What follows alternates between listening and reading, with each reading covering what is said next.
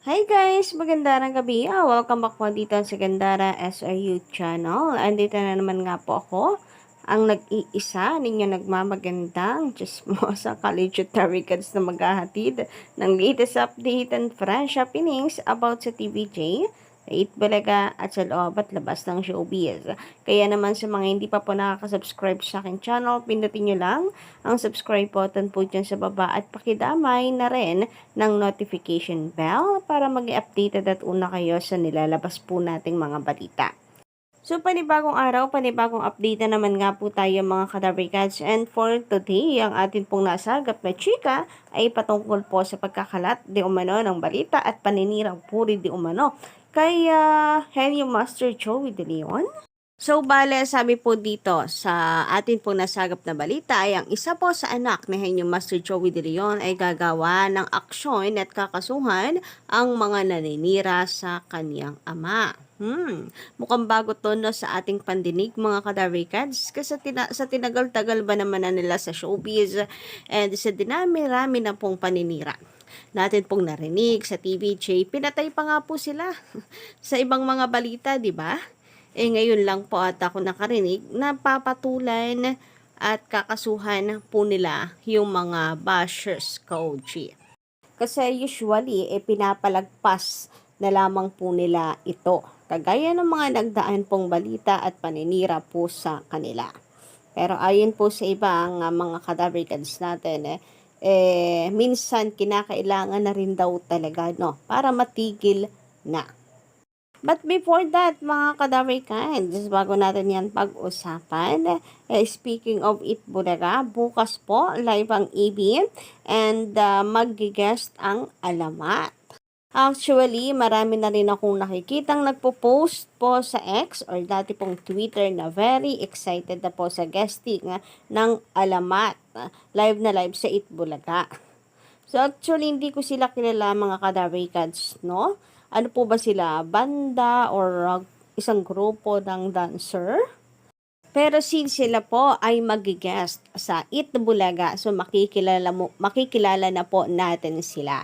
And kung sila po ay sikat na kadabrikan, so maabot pa nila yung iba pa pong mga tao na hindi pa sila ganoon kakilala, di ba? Mga ka-Kadabricans. Kaya good choice na po ang kanila pong pag-guest dito sa EB kasi more publicity and more exposure na maganda para po sa kanilang career. Kaya bukas, abangan po natin yan ng mga kadabricans. Samantala, dumako naman nga po tayo ngayon dito sa pinakasentro ng ating update para sa gabing ito na kung saan, base sa nasaga po nating chika, si Jaco De Leon, isa po sa anak ni Henyo Master Joey De Leon, ay kakasuhan daw po ang mga news and pages na naninira sa kanyang ama. So, nakita ko lang po ito sa post ni Hayato Kusaka, mga kadabricans sa X. So, ito nga daw po ang kanyang balita, kakasuhan ni Jaco De Leon, ang mga naninira kay Henyo Master Joey De Leon. Hindi pa man kumpirmado ang balita pero ngayon pa lang nang ibahagi natin to sa iba po natin mga kadabricans ayon sa kanila, sana nga raw totoo para daw mabigyan ng leksyon ang mga bashers na masyado po ata daw namimihasa na porke tahimik ang TVJ at si JDL. Sana nga rin daw po kasama ang mga tape defenders na nagbabalita or nagpo-post, pinatay na sa kanilang mga post ang TVJ. And sana rin daw kasama dito yung pasimuno po sa chika na nag-aaway si Bossing at saka si Joey De Leon sa pera. Yan po yung opinion ng iba. Kasi kamakailan may lumabas po na ganyang balita no, kadabricans? Na kung saan hindi naman daw true ang chika na iyon, kadabricans, na nagkakagulo or nag-aaway si Bossing at saka si Joey De Leon dahil sa pera. Dahil sa pagmamanage ng pera sa Itbulaga. Mali pa nga po ang pagkakaintindi dito ni Best Pills. Biruin nyo ba naman, ginawa ba namang hirap na ang TVJ at lubog na lubog ngayon dahil po sa chika na iyon. Pero actually, na binasa ko po yung article guys, sa caption ay tinanong lang. Tinanong lang daw si JDL tungkol doon kung nag-aaway sila ni Bossing hanggang doon sa kanilang mismong balita. Sa buong article po nila, wala pong sagot silang inilagay doon. Walang sagot si JDL na kanilang inilagay. So, alam niyo yung parang isa po siyang part ng taktika para maka-clickbait po mga kadabrikads. Para ang kagaya ngayon, ito na yung mismong nangyayari ngayon, ang tumatak tuloy sa mga netizen, sa publiko, is nag-aaway talaga si Bossing at saka si Joey De Leon. Pero play safe po sila dito dahil wala po silang inilagay na sagot ni JD Alton. So, walang kumpirmasyon. Sabi nila, tinanong nila, pero bakit hindi nila ibinigay yung sagot ni JDL kung totoong nag-aaway sila?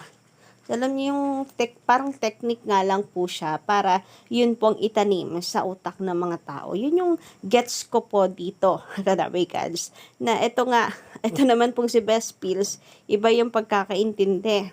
Pagkakaintindi po niya, lubog na ngayon ng Itbulaga.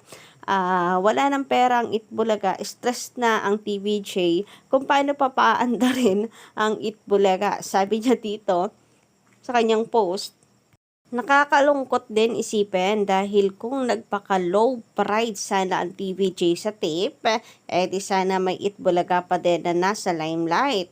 Aminin natin, buhat ng umalis ang TVJ sa GMA at hindi na napapanood sa EB ang GMA, parang natapos na din ang era. So, narito nga po guys, no, para makita po ninyo na talagang parang taktika lang po nila ito para pasimpleng sirain ang pundasyon ng EB at pagmukhaing nagkakagulo na rin ang mga ito. Veteran television host Joey De Leon was reportedly having a hard time adjusting from managing his own production company. So dito nung unang binasa ko to, parang okay, normal naman siya kasi first time. Bagong tayo kasi yung production. So, baka nangangapapa. Yun yung unang pumasok sa isip ko. Okay. According to Philippine Star ngayon, columnist Salvi Asis, Joey was rumored to experience frustration as he was required to handle the finances of TVJ Production, which currently manage Itbulaga on TV5 pa nga ako katabigan sena. Parang gulit ako na, okay, si JDL pala nakatoka sa financial. Ganon. The high expectation for Itbulaga and the increasing competition also contributed to the pressure faced by TVJ production officials.